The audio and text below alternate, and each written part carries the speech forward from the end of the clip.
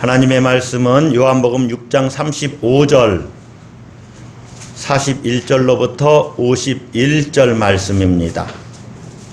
6장 35절 말씀 다 같이 읽습니다. 예수께서 이르시되 나는 생명의 떡이니 내게 오는 자는 결코 줄이지 아니할 터이요 나를 믿는 자는 영원히 목마르지 아니하리라. 아멘. 41절부터 51절까지 말씀 교독합니다. 제가 41절 읽습니다. 자기가 하늘에서 내려온 떡이라 하심으로 유대인들이 예수에 대하여 수군거려 이르되 이는 요셉의 아들 예수가 아니냐. 그 부모를 우리가 아는데 자기가 지금 어찌하여 하늘에서 내려왔다 하느냐. 예수께서 대답하여 이르시되 너희는 서로 수군거리지 말라.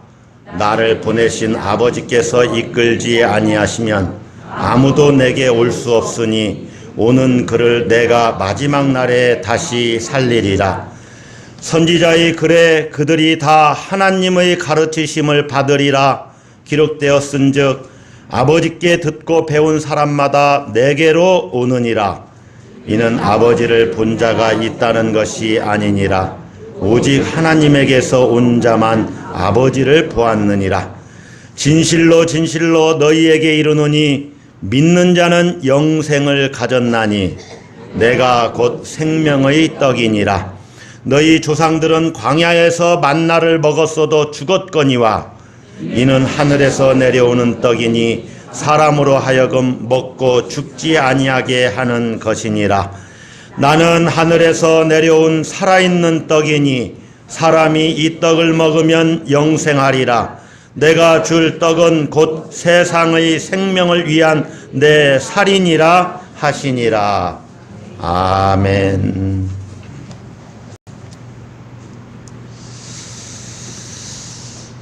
오늘 우리가 사는 사회를 많은 사람들이 이렇게 이야기를 합니다. 너무 빠른 변화와 다양성의 사회이기 때문에 미래를 예측할 수 없는 불확실성의 사회라고 합니다. 세상이 얼마나 빨리 변하는지 여러분 제가 대학에 다닐 때 리포트를 컴퓨터로 이렇게 작성을 해서 제출한 학생들이 있었어요. 그런데 교수님이 그렇게 하지 말라는 거예요. 왜냐하면 다른 사람이 한 것을 가져다가 편집, 짜집기를 해서 리포트를 낼 수 있기 때문에 그렇게 하지 말라는 거예요. 요즘에 만약에 그렇게 말씀하는 교수님이 있다면 아마 학생들이 난리를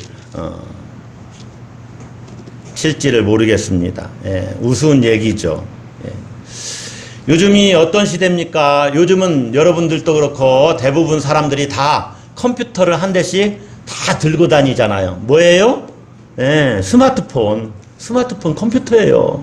거기다 전화기까지 같이 달려있죠. 예, 그만큼 사회가 빨리 변화되고 있다는 것이죠. 이렇게 빠른 변화와 다양성이 존재하기 때문에 현대사회를 불확실성의 시대라고 하는 것 같습니다. 이 불확실성이라는 말은 행정학 용어인데 불규칙적인 변화로 인해서 미래에 전개될 상황을 예측하지 못하는 것을 이야기합니다. 미래를 예측할 수 없는 상태. 우리가 그런 시대를 살고 있다는 거죠. 앞으로 어떤 일이 일어날지 예측이 불가능해요. 농경사회 때는 농사 지으면 봄에 벼를 심으면 가을에 걷어들이는 것을 예측할 수 있고 별로 큰 변화가 없어요. 그런데 요즘은 얼마나 변화가 빠릅니까? 그래서 사람들이 미래에 대한 불안과 걱정, 근심, 염려, 두려움을 갖고 있습니다. 최근에 국민연금과 관련된 정부의 정책에 온 국민들의 관심이 집중되고 있어요. 저출산, 고령화, 그리고 경제 전망 악화 등의 여러 가지 이러한 영향으로 인해서 국민연금 기금이 고갈될 시기가 애초에는 2060년이었는데 2057년경이면 연금이 고갈이 된다는 거예요. 그래서 보험료를 재정 안정을 위해서 20년 만에 올려야 된다. 이런 방안을 지금 추진하고 있어요. 연금 의무 가입 나이가 현행 60세 미만이었는데 65세 미만으로 정하고 연금 수령 나이는 65세에서 68세로 조정을 해야 된다. 단계적으로 이런 방안이 검토되고 있어요. 또 기대 여명이 높아지는 현실을 고려해서 수급 연령이 높으면 연금 지급액도 깎아야 된다. 이런 방안을 추진하고자 합니다. 그래서 이제 곧 청문회가 열릴 것이고 어쨌든 이러한 여러 가지 정책이 확정된 것은 아니지만 국민연금에 대한 정책이 변화될 것은 분명해 보입니다. 저도 1997년도에 연금을 들었는데 이제 몇 년만 부면은 한 10년 정도만 있으면 이제 연금을 받겠거니 하고 기대하고 있는데 그게 알 수가 없게 됐어요. 예. 제가 왜 국민연금 이야기를 합니까? 국가에서 펼친 정책도 믿을 수가 없다는 거예요. 확실하지 않다는 거예요. 완전하지 않다는 겁니다. 국가의 정책도 이 불확실성의 범주에서 벗어날 수가 없다는 것입니다. 이렇게 불확실한 세상 가운데 우리가 살고 있는데 이 불확실성이 지배하는 시대에 과연 우리는 누구를 믿고 살아야 되느냐 그 말이에요. 어디에 누구에게 우리의 삶과 미래를 맡기고 살아가야 합니까? 여러분들은 누굴 믿고 살아요? 어떤 사람은 나를 믿지요. 여러분 나는 확실한 존재입니까? 어제 마음 다르고 오늘 마음 다르고 내일은 또 마음이 어떻게 변할지 몰라요. 그래서 변덕이 뭐가 끓어요? 죽 끓어요. 예. 누굴 믿어야 될지를 몰라요. 무엇을 믿고 내 삶을 의지하고 맡겨야 될지를 몰라요. 3장 8절은 이렇게 말합니다. 이 흔들리는 터전 같은 세상을 살면서 흔들리지 않는 분이 계시는데 우리가 그분을 믿어야 된다. 변함없이 신실한 분이 계시다고 말해요. 누구시지요? 예수 그리스도. 예, 예수 그리스도. 예수 그리스도는 어제나 오늘이나 영원토록 동일하시니라. 할렐루야. 예수님은 변함이 없으시다는 거예요. 여러분은 이 예수님을 어떻게 알고 있어요? 어떠한 분이라고 알고 있습니까? 예수님. 나는 예수님을 어떻게 알고 있는가? 세상 사람들은 예수님이 아주 위대한 도덕 교훈을 주신 분이다. 그래서 도덕 선생으로 알고 있습니다. 또 예수님을 구약의 선지자와 같이 하나님 말씀을 전한, 하나님 나라를 전한 사회 개혁가로 알고 있어요. 사회 개혁가. 그렇게 사회를 개혁하려다가 로마 정권에 희생되었다는 것이죠. 사회 개혁가로 알고 있어요. 또 예수님에 대한 또 다른 인식이 이것입니다. 석가모니나 소크라테스, 공자와 함께 4대 성인 중의 한 사람이다. 여러분 정말로 그렇습니까? 예수님이 그런 분이신가요? 우리는 지금 요한복음을 읽고 있는데 요한복음을 기록한 예수님의 제자 요한은 요한복음을 기록한 목적을 요한복음 20장 31절에 이렇게 이야기합니다. 오직 이것을 기록함은 너희로 예수께서 따라서 하겠습니다. 하나님의 아들 그리스도이심을 믿게 하려 함이요. 하나님의 아들 그리스도이심을 믿게 하려고 요한복음을 기록했다는 거예요. 또 너희로 믿고 그의 이름을 힘입어 생명을 얻게 하려 함이니라. 요한은 예수님이 하나님의 아들이라고 말합니다. 하나님의 아들이라는 말은 아들이신 하나님이라는 이야기입니다. 여러분 요한이 기록한 이 말씀이 과연 맞는 말씀입니까?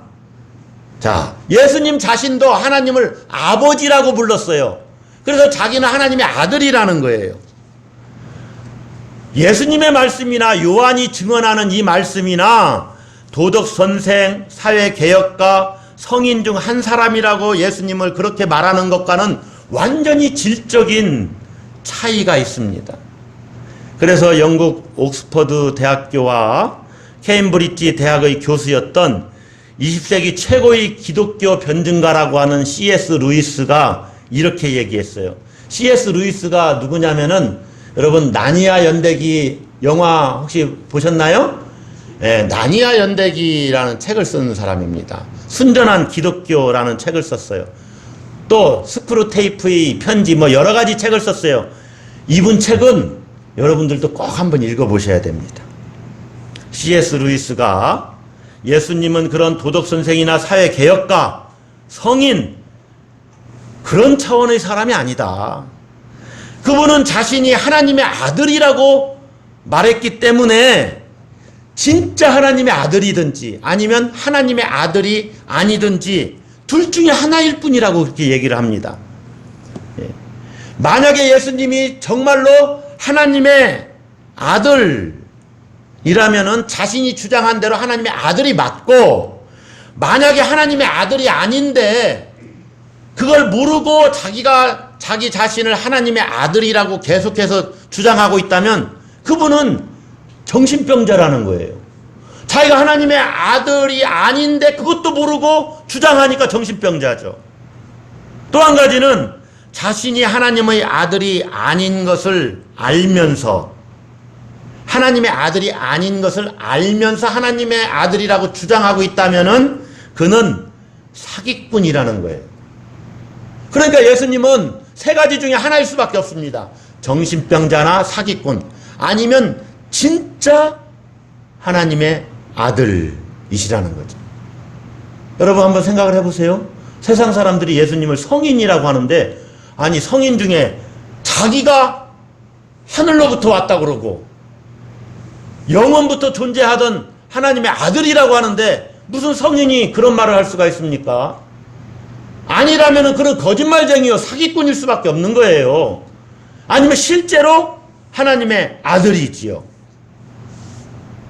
여러분은 예수님을 어떻게 알고 있어요? 어떠한 분으로 알고 있습니까? 예수님이 말씀하십니다. 나는 생명의 떡이다. 따라서 한번 하겠습니다. 나는 생명의 떡이다. 요한복음에서는 예수님이 자기 자신에 대해서 나는 뭐뭇이다 이렇게 말씀하시는 7가지의 자기 선언이 있습니다. 우리가 지난 주일 오후에 7가지의 자기 선언을 한번 쭉 같이 공부를 했어요. 하다 보니까 그런 공부를 했는데 7가지 예수님의 자기 선언 여러분 생각이 나십니까? 첫 번째가 나는 생명의 떡이다예요. 나는 생명의 떡이다. 여러분이 한번 따라서 하겠습니다. 나는 생명의 떡이다. 나는 세상의 빛이다. 나는 선한 목자이다. 다섯 번째는 나는 부활이요 생명이다. 시작. 나는 부활이요 생명이다. 그리고 6번째는 나는 길이요 진리요 생명이다. 나는 길이요 진리요 생명이다. 그리고 마지막 7번째는 나는 참 포도나무이다. 따라서 하겠습니다. 나는 참 포도나무이다. 네. 우리 교회가 선한 목자 교회잖아요. 한가운데 4번째. 네. 오늘 본문에서 예수님은 자기 자신을 향해서 나는 생명의 떡이다 이렇게 얘기를 합니다. 오늘 본문은 교회력에 따른 성서 1과의 복음서를 제가 채택해서 여러분에게 말씀을 전하고 있는데, 오늘 말씀은 지난주에 이어서 똑같은 상황 가운데서 예수님이 하신 말씀입니다. 똑같은 상황 가운데서 지난주 본문에 이어서 계속 이어지는 말씀이다 그 말입니다.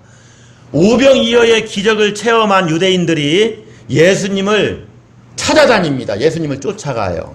그래서 가버나움까지 따라갔고 그곳에서 예수님을 만납니다. 그때 예수님이 말씀하셔요. 너희가 나를 찾는 것은 표적을 본 까닭이 아니요 떡을 먹고 배부른 까닭이로다. 뭐를 먹고 배불렀어요? 떡을 먹고 배불렀어요. 보리떡 5개, 물고기 2마리를 가지고 5,000명을 먹이고도 남기는 그런 기적을 봤거든요. 그러니까 야 예수님을 따라다니면 배 굶지 않아도 되겠구나 하고 예수님을 쫓아다니는 거예요. 예수님이 누구신지는 관심이 없어요.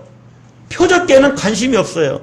표적은 하나님이 함께 하신다는 증거거든요. 오병이어를 그런 기적을 베푼 것은 하나님이 예수님과 함께 하신다는 증거입니다. 그 하나님이 함께 하신다는 것은 관심이 없고 먹고 배부른 까닭에 예수님을 쫓아다녀요. 그래서 그들은 자신들을 배부르게 해달라고 예수님을 임금 삼으려고 합니다. 예수님을 왕으로 옹립하려고 그래요. 그것은 예수님이 목적이 아니요, 예수님을 수단 삼아서 자기 배를 채우는 것이 목적이다, 그런 얘기입니다. 그러면서 그들은 예수님에게 표적을 보여주면 믿겠다고 말하죠. 예수님에게 표적을 요구하는데 그것은 광야를 가던, 광야 생활을 하던 조상들에게 모세가 만나를 내려준 것과 같이 우리에게도 그런 표적을 달라는 거예요. 이때 예수님이 말씀하십니다. 자, 여러분 32절은 부천 동상교에서 읽어주십니다. 32절 시작.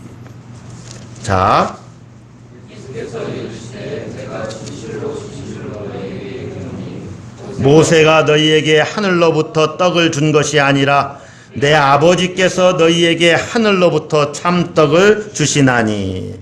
모세가 만나를 내린 것이 아니라 누가 내리신 것이다? 하나님께서. 그리고 33절은 다 같이 읽습니다. 하나님의 떡은 하늘에서 내려 세상에 생명을 주는 것이니라. 하나님께서 하늘에서 떡을 내리신 것이다. 그러니까 이 세상에 생명을 주는 이 떡을 유대인들, 그 군중들이 달라고 합니다. 34절에 주여 이 떡을 항상 우리에게 주소서. 그때 예수님이 35절과 41절로부터 51절이 오늘 본문의 말씀이죠. 35절의 말씀을 하시는 거예요. 나는 생명의 떡이니 내게 오는 자는 결코 줄이지 아니할 터이요 나를 믿는 자는 영원히 목마르지 아니하리라. 다시 한번 따라서 하겠습니다. 내가 생명의 떡이니라. 자, 예수님이 자기 자신을 생명의 떡이라고 하셨는데, 떡이라고 하면 우리는 조금 감이 좀 멀어요. 떡은 매일 먹는 것이 아니기 때문에 그래요. 저도 떡을 언제 먹었는지 기억도 안 나네요. 한 달 전에 먹었나, 두 달 전에 먹었나. 그런데 오늘 본문에서 생명의 떡이라는 말은 실제로 우리말로 정확히 번역을 하면 이런 거와 똑같습니다. 생명의 밥이라는 거예요. 밥. 만나는 매일 먹어야 되는 거였어요.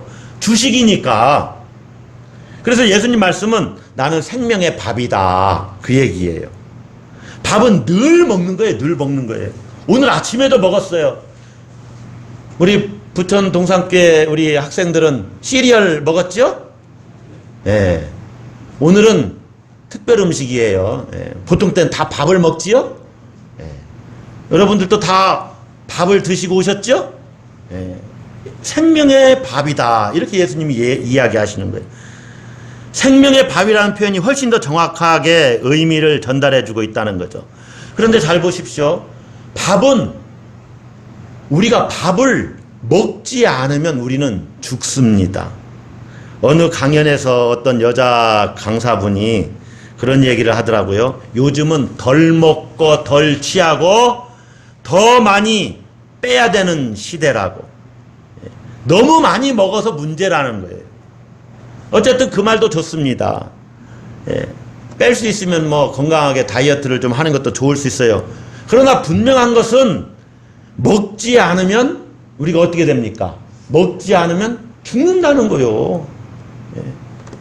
밥을 먹어야 살아요. 반드시 먹어야 된다는 거예요.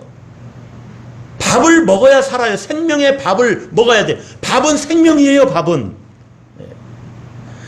앞으로 제가 예수님이 생명의 떡이라고 우리 성경이 그렇게 번역했으니까 생명의 떡이라고 이야기를 하더라도 여러분은 생명의 밥이라고 이렇게 들어야 됩니다. 가끔은 밥이라고도 이야기하겠습니다.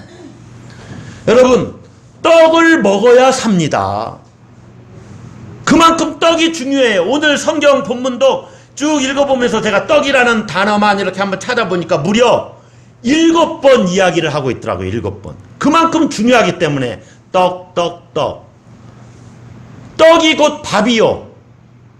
밥이 본문의 떡입니다. 이 말을 합치면 떡밥이 돼요.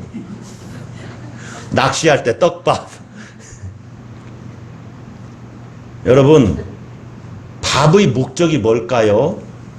밥의 기능이 뭘까요? 밥은요, 사람들에게 먹혀야 돼요. 따라서 하겠습니다. 먹혀야 한다.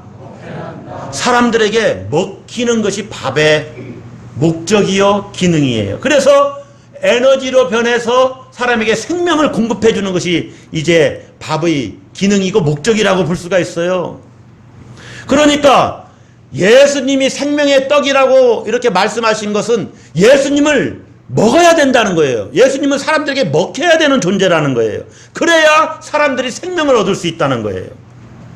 그래서 떡을 먹는 자, 밥을 먹는 자의 축복은 뭐냐면은 사는 것입니다. 사는 거예요. 밥을 먹으면 살아요. 마찬가지로 예수님이 생명의 떡이기 때문에 그 떡을 먹으면 죽어요, 살아요? 살아요. 말씀이 어렵나요? 쉽죠? 네. 그 밥을 먹으면 살아요. 주님이 이 땅에 오신 목적이 그것입니다. 자, 오늘 성경을 한번 이렇게 같이 따라가 보면서 여러분이 살펴봐야 돼요. 자, 잘 봅시다. 35절에 보면 나는 생명의 떡이니 그랬는데 41절에서도 하늘에서 내려온 떡이라고 그랬어요. 예수님이 그렇게 말씀한 거죠. 우리가 32, 3절에서 살펴봤죠. 그런데 51절에도 나는 하늘에서 내려온 살아있는 떡이니 이렇게 말을 합니다. 하늘에서 내려왔다는 거예요. 예수님이. 46절의 표현에 의하면 하나님에게서 왔다는 것입니다. 그리고 하나님을 봤다고 말을 해요. 그래서 이 떡을 먹으면 사는 것인데 사는 것이 뭐냐? 51절을 같이 봅시다. 51절 여러분 제가 읽습니다. 나는 하늘에서 내려온 살아있는 떡이니 다 같이 읽습니다. 사람이 이 떡을 먹으면 영생하리라. 여러분, 사는 것이 뭐냐? 떡을 먹고 사는 것은 영생하는 것입니다. 따라서 하겠습니다. 영생하리라. 예. 지난주와 오늘 말씀이 비슷한, 예수님이 지금 설교하는 내용이기 때문에 말씀이 이어져서 그래요. 자, 영생한다. 이 떡을 먹으면 영생한다. 자, 떡을 먹으면 영생하는 것. 우리가 예수님을 어떻게 먹을 수가 있어요? 40절 봅시다. 40절. 예, 40절. 내 아버지의 뜻은 아들을 보고 어떻게 하는 자마다, 믿는 자마다 영생을 얻는 이것이니 그랬어요. 그러니까 아들을 보고 믿는 것이 바로 생명의 떡이신 예수님을 어떻게 하는 거예요? 먹는 거예요. 믿는 것이 먹는 것이요. 우리가 예수님을 어떻게 진짜로 먹어요? 예수님은 또 이렇게 얘기를 했거든요. 51절에 맨 마지막 보세요. 내가 줄 떡은 곧 세상의 생명을 위한 내 살이니라. 우리가 예수님의 살을 어떻게 진짜로 뜯어 먹어요? 뜯어 먹을 수가 없잖아요. 물론 예수님의 살이라고 생각하고 우리가 성만찬 때 빵을 먹습니다. 그런데 그건 진짜 예수님의 살은 아니잖아요. 그러니까 내가 줄 떡은 곧 세상의 생명을 위한 내 살이니라 그랬지요. 예수님의 살을 먹는다 하는 것은 40절 표현에 의하면 아들을 보고 믿는 것을 이야기합니다. 믿는 것이 예수님을 먹는 거예요. 왜 믿는데 왜 우리에게 생명이 있습니까? 예수님을, 생명의 떡을 우리가 먹었기 때문에 생명이 우리 안에 있는 거예요. 그게 영생이에요. 47절에서도 똑같은 말씀을 합니다. 다 같이 읽습니다. 진실로 진실로 너희에게 이르노니 믿는 자는 무엇을 가졌나니? 영생을 가졌나니. 영생을 가졌나니. 떡을 먹는 자는 그가 받는 축복이 영생입니다. 밥을 먹는 자가 얻는 축복이 살아난다는 거예요. 영생을 갖는 거예요. 여러분, 영생을 갖는다는 다른 말로 구원을 받는다, 천국을 소유하게 된다, 또 하나님의 자녀가 된다, 뭐 다 비슷한 의미를 갖는 말입니다. 50절에는 영생을 뭐라고 이야기를 하냐면 50절 보세요. 봅시다. 이는 하늘에서 내려오는 떡이니 사람으로 하여금 어떻게 해요? 먹고 죽지 아니하게 하는 것이니라. 살아난다 하는 것은 죽지 않는 거죠. 그럼 죽음이 뭐냐? 죽음은 하나님과 우리 사이가 끊어지는 것을 이야기해요. 하나님과의 관계가 끊어지는 것, 하나님과 나가 내가 단절되는 것이 죽음이에요.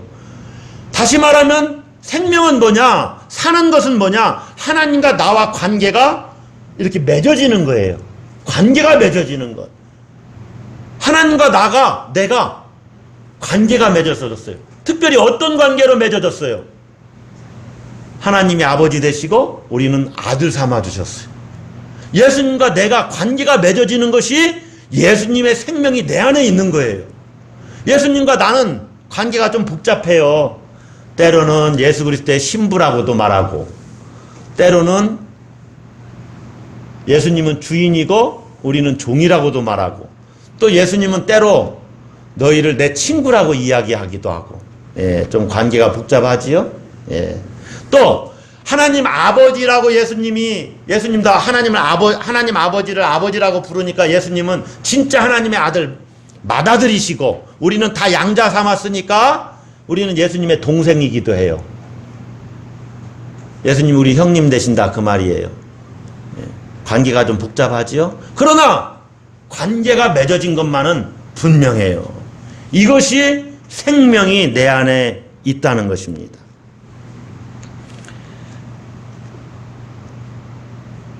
예수님이 이 땅에 오신 것은 우리에게 생명을 주시려고 오셨어요. 다시 말하면 우리에게 먹히기 위해서 오셨다는 거예요. 생명의 떡 대신 예수님이 우리 안으로 들어오시기 위해서 오셨다는 거예요. 그래서 우리가 예수님을 믿는다는 것은 그분을 내 안에 모셔드리는 것과 똑같아요. 이것을 영접한다, 그렇게 얘기를 해요. 영접한다. 여러분, 이 말씀이 이해가 되지요? 이해가 되십니까? 아멘. 아멘 하시는 분들은 하나님이 지금 여러분에게 깨닫게 해주시고 성령께서 여러분에게 말씀의 빛을 비춰주시는 거예요. 내가 알려고 해도 알아치는 게 아니에요. 이게 하나님의 은혜예요. 이건 제 말이 아닙니다. 뭐라고 그랬냐면은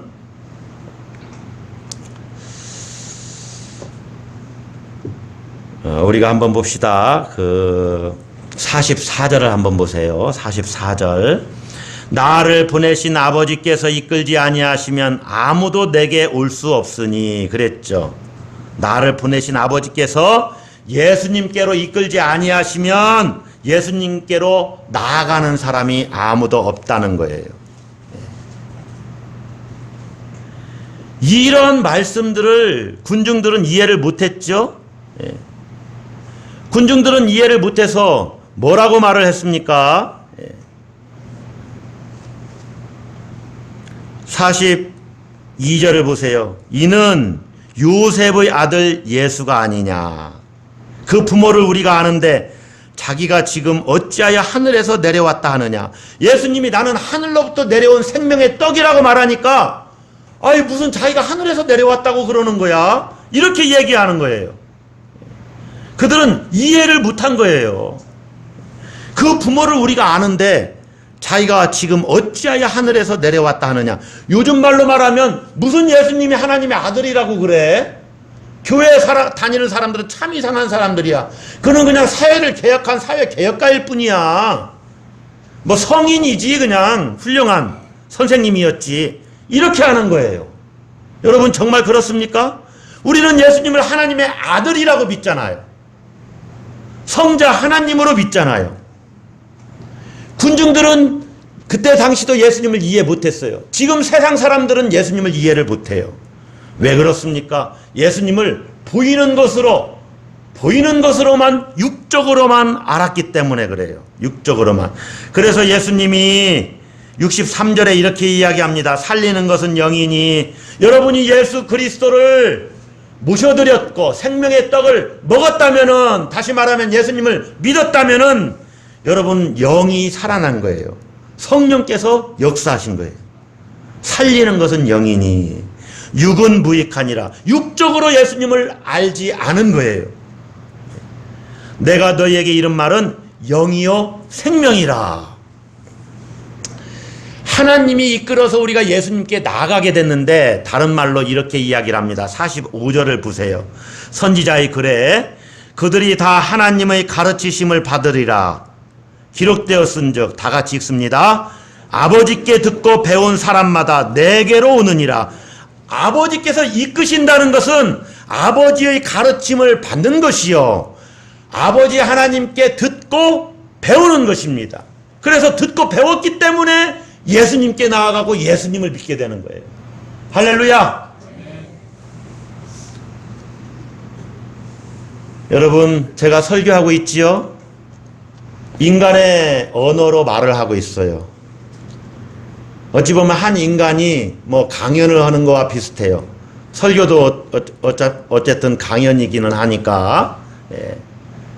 인간의 언어로 말을 하고 있지만 제 말 속에 하나님께서 여러분에게 들려주시는 하나님의 말씀이 있다는 것입니다. 이것을 알아듣는 것은 하나님의 은혜라는 거예요. 하나님의 음성을 듣고 배움을 얻으면, 아, 정말 예수님은 하나님의 아들이시지, 그분을 영접해야만 영생이 있지, 이런 깨달음이 내게 있고 그분을 믿기로 결단을 했다면 우리가 예수님께로 가지 않을 이유가 없어요. 아니, 그분이 생명이라고 하는데, 이 생명을 주님이 또한 이렇게 표현하시죠. 39절을 보세요. 39절. 39절. 나를 보내신 이의 뜻은 내게 주신 자 중에 내가 하나도 잃어버리지 아니하고, 다 같이 읽습니다. 마지막 날에 다시 살리는 이것이니라. 우리가 읽은 44절에도 말씀했어요. 나를 보내신 아버지께서 이끌지 아니하시면 아무도 내게 올 수 없으니 오는 그를 다 같이 내가 마지막 날에 다시 살리리라. 산다는 것은요, 마지막에 부활한다는 걸 말합니다. 그 생명이 내게 있다는 거요. 생명의 떡을 먹는 자는 부활하게 된다는 거예요. 여러분, 한번 우리 학생들도 그렇고 여러분도 다시 한번 묵상을 해보세요. 내가 죽어서 다시 살 것인데 영원히 썩지 아니할 몸으로, 예수님과 똑같은 그러한 몸으로 다시 살아난다는 거예요. 영원히 살 수 있는 몸으로, 부활의 몸으로. 할렐루야. 이게 생명이에요. 그 생명의 능력을 가지고 우리는 지금을 살아갑니다. 예수를 믿는 것은 그런 거예요. 때로 어려움도 있고 힘든 일들도 있어요. 그러나 내 안에 생명력, 생명의 능력이 있기 때문에 그런 것들을 이기면서 사는 거예요. 여러분, 예수 믿으면 하늘에서 내려온 생명의 떡을 먹으면 영생이 있고 마지막 날에 다시 천국에서 영원히 살아갈 몸으로 부활하는데 어떻게 예수님을 믿지 않을 수가 있어요? 이것이 35절에 말하는 내게 오는 자는 결코 줄이지 아니할 터이요, 나를 믿는 자는 영원히 목마르지 아니하리라. 그 의미입니다.